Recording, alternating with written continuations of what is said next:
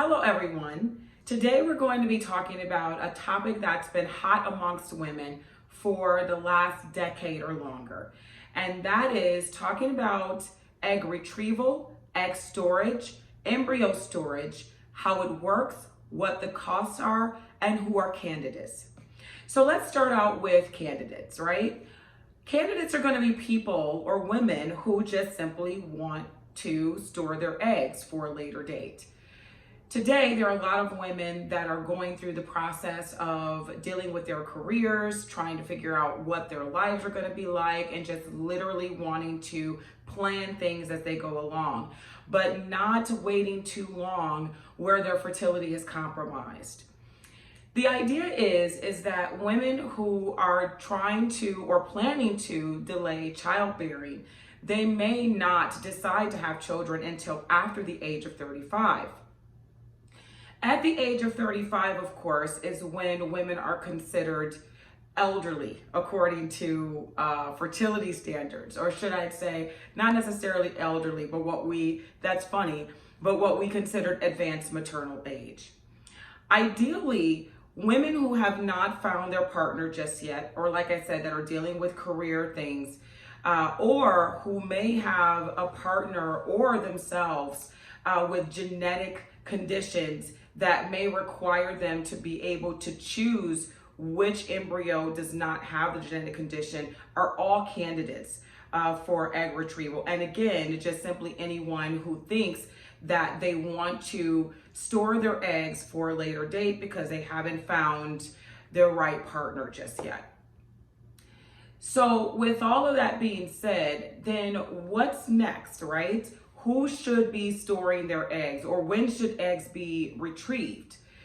So ideally, before the age of 35 is when most women should be looking into retrieving their eggs. At around the age of 35, you are looking at the 20% chance of a live birth at 35. Younger than 35, you have a greater than 20% chance of having a live birth from frozen eggs. So then if that's the case, when is the ideal age? Some women start thinking about this at the age of 30. Some women sometimes think about this in their 20s, but not often. It's usually after that 30-year mark that some women are starting to look into this if they have not found the right partner just yet, or they have not, decided on a sperm donor just yet. So then what's the process once you do decide to make that choice in retrieving your eggs? Process pretty much is there are medications that we have to give patients in order to increase the follicle numbers, meaning that we're trying to increase the number of mature eggs that are available for retrieval at the time. This happened, of course, in cycles, because our body, just like our period, all of that happens in cycles. Your time of greatest fertility is going to happen in cycles. Your time of ovulation is going to happen in cycles. So the same thing with this. Usually those medications can be a bit costly. Some insurances cover them, some insurances don't. It really depends on whether or not your insurance has a fertility rider, or whether or not your insurance recognizes fertility as something that is a necessity.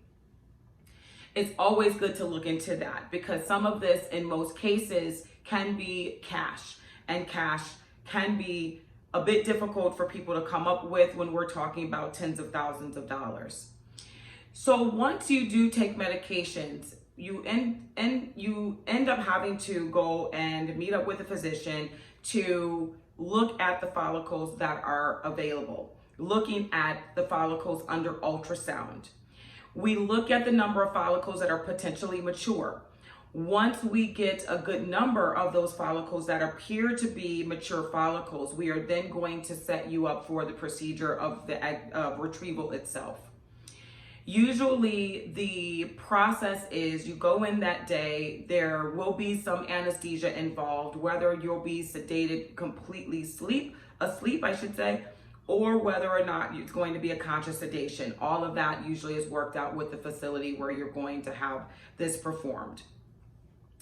Once you are sedated, there is an instrument that has a little needle on the end. We actually do the procedure through the vagina.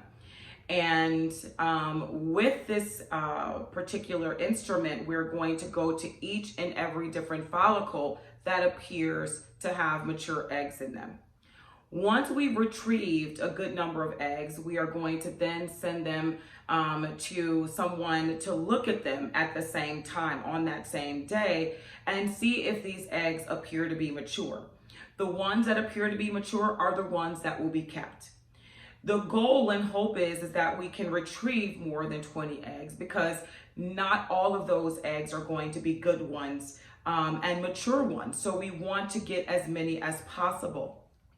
Now, the question becomes is, what is the fertilization process? How does that work? Now, if you have not found a sperm donor, if you haven't found a partner just yet, then it's really good at that point just to freeze the eggs and worry about that at a later date. However, if the sperm is available, then the fertilization is going to happen in the petri dish with the egg, essentially, and then the embryo is formed.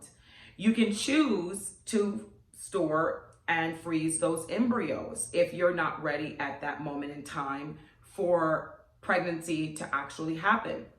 So then what happens after you actually decide that you want to either have your egg fertilized and or have your embryos unfrozen and implanted? So either when you decide that you want your eggs to be unfrozen and you have found the sperm that you require for fertilization and creation of the embryo, or you already have these embryos stored, you're now going to go back into your physician and they're going to implant an embryo. The goal and hope is that this embryo will actually take, and then therefore you end up with a viable pregnancy. Now, does it always work? No, it doesn't. And will there need to be additional times that you have to have an embryo implanted? Yes, there may be, but not always. So what are the costs of all of this? Costs is going to vary.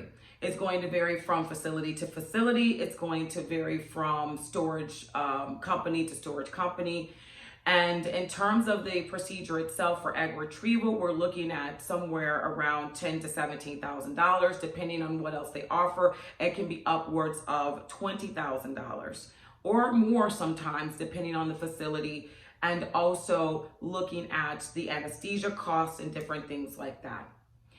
So then for egg or embryo storage, we're looking at, some places will say up to $1,500 for 4 years. Some places will charge up to $3,000 for 5 years. It can also vary depending on place to place.